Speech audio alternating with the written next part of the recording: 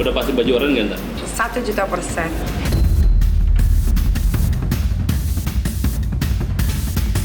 Dan saya tidak pernah menelantarkan anak ya, karena dari bayi sampai umur 16 tahun disekolahkan dengan baik. Tadi udah konsultasi juga, boleh nggak dirobohin rumahnya, tapi katanya nggak bisa masuk mobil pengancenan rumah, jadi terpaksa harus sewa tukang, mungkin 20 orang untuk merobohin rumah ini.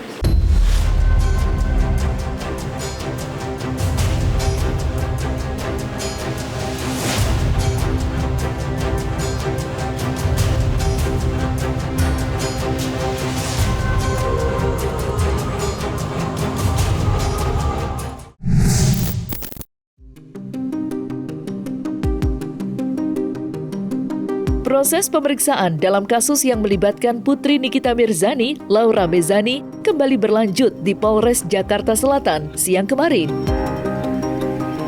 Dalam kesempatan itu, Nikita Mirzani selaku pelapor hadir bersama 4 saksi untuk memberikan kesaksian. Kehadiran mereka bertujuan untuk melengkapi rangkaian proses hukum sebelum pihak kepolisian menentukan status hukum terhadap terlapor, Fadel.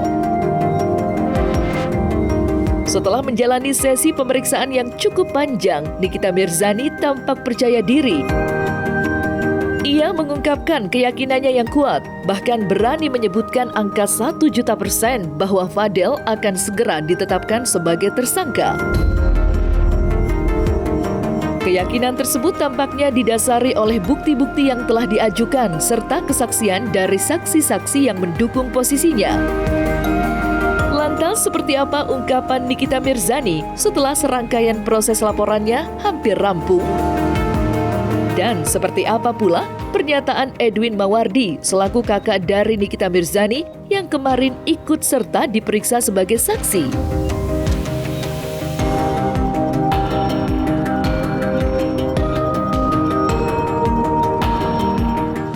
Alhamdulillah lega, udah selesai, akhirnya nggak ada BAP lagi. Udah selesai, tinggal nunggu dipanggil yang terlapornya. Udah pasti baju oranye nggak, Mbak? 1.000.000%.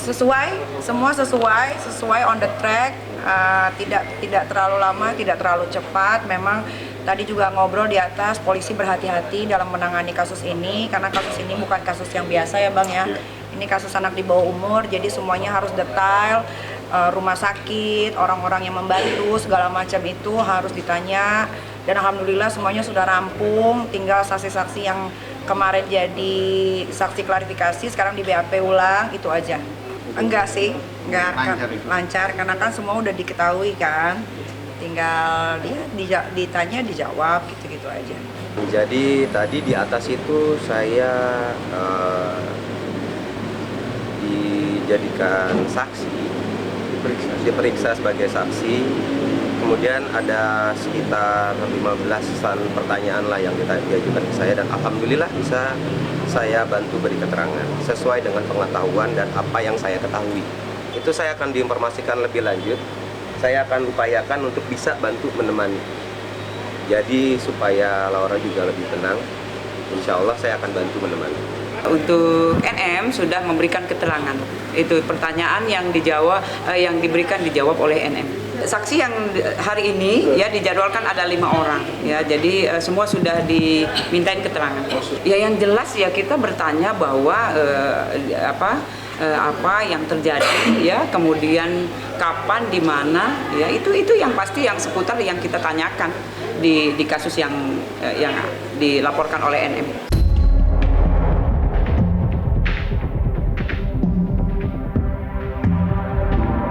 Nikita Mirzani tidak hanya merasa yakin bahwa Fadel akan ditetapkan sebagai tersangka dalam kasus yang sedang bergulir. Dengan penuh ketegasan, artis berusia 38 tahun ini kembali menyampaikan niatnya untuk merobohkan rumah Fadel setelah proses hukum menetapkan kekasih anaknya tersebut sebagai tersangka. Keputusan tersebut bukanlah tanpa alasan. Nikita merasa bahwa dugaan biaya renovasi rumah Fadel berasal dari dana milik anaknya yang menjadi sorotan dalam kasus ini.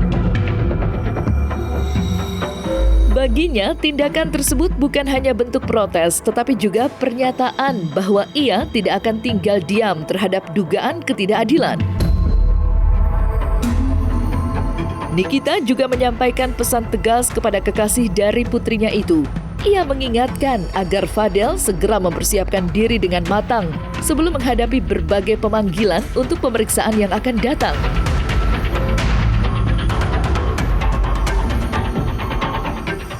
Tadi udah konsultasi juga, boleh nggak dirobohin rumahnya, tapi katanya nggak bisa masuk mobil buat ngancurin rumah, jadi terpaksa harus sewa tukang, mungkin 20 orang untuk merobohin rumah ini. Geram semua lah, kalau geram ya geram semua. Dokter Oki juga geram pas tahu ya kan, karena waktu hasil visum kan Dokter Oki juga tahu, Dokter Oki juga dikasih tahu ternyata emang betul begitu, karena kan Dokter Oki kan juga dokter kan. Iya. Jadi ya kalau ditanya geram apa enggak pasti geram sebagai orang tua. Kejadiannya di Jakarta, saya buka dah biar semua paham. Kejadiannya bulan Maret sampai bulan Juli, Agustus, ya Maret, Juli, Agustus. Nah, oleh karena itu saya split waktu, cari apa yang Anda ketahui di minggu pertama kedua di bulan Mei. Nah ini juga untuk para ibu-ibu atau orang tua di luar sana, kalau kalian punya anak masih di bawah umur, mendapatkan kasus yang sama seperti saya, jangan ragu, jangan takut untuk segera melaporkan ke kepolisian terdekat di rumah masing-masing, daerah masing-masing gitu. Insya Allah kan polisi pasti bakal menindaklanjuti.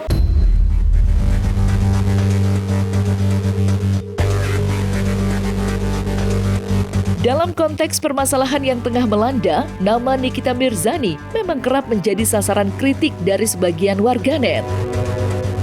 Banyak yang menyalahkan dirinya dengan tuduhan bahwa ia telah menelantarkan putri sulungnya, Loli. Namun setelah menjalani pemeriksaan kemarin, aktris yang akrab disapa Niki itu memberikan klarifikasi yang mengejutkan. Ia menjelaskan bahwa tuduhan tersebut tidaklah benar dan menegaskan komitmennya untuk selalu melindungi Loli.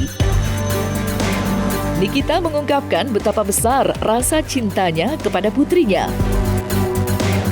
Ia mengaku telah berusaha keras untuk memprotek Loli dalam berbagai aspek kehidupannya. Namun, ketika Loli melanjutkan pendidikan di Inggris, Nikita merasa lengah. Keadaan tersebut menurutnya menjadi celah yang dimanfaatkan oleh pihak-pihak tertentu untuk menciptakan masalah.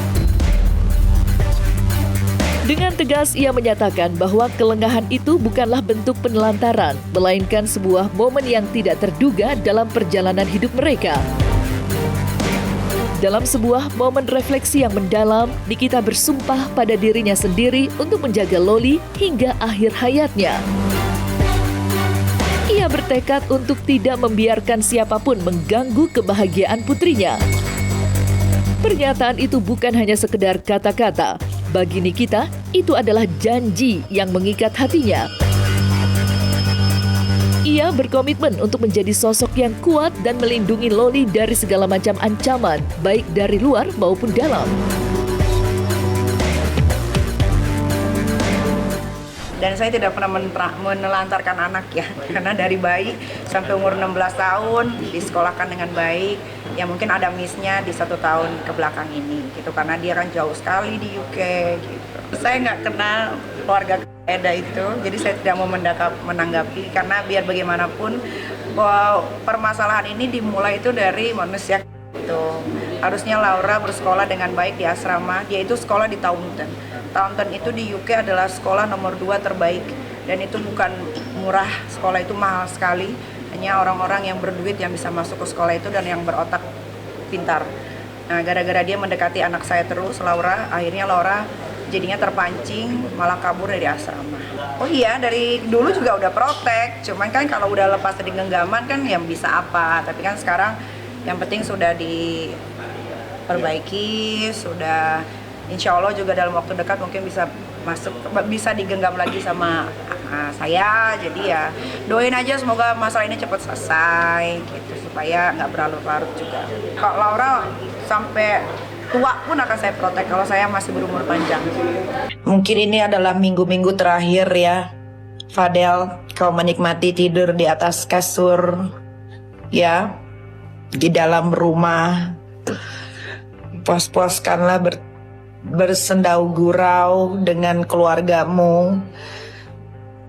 Puas-puaskanlah kau joget.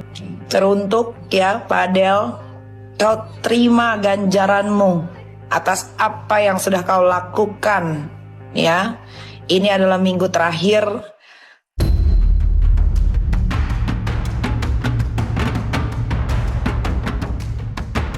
Nah, selesai sudah Cumi Lovers, saksikan terus Cumi Camp In-Depth, kabar lengkap, mendalam, dan akurat dari narasumber terpercaya. Dan jangan lupa untuk like, subscribe, dan juga share channel YouTube Cumi Cumi.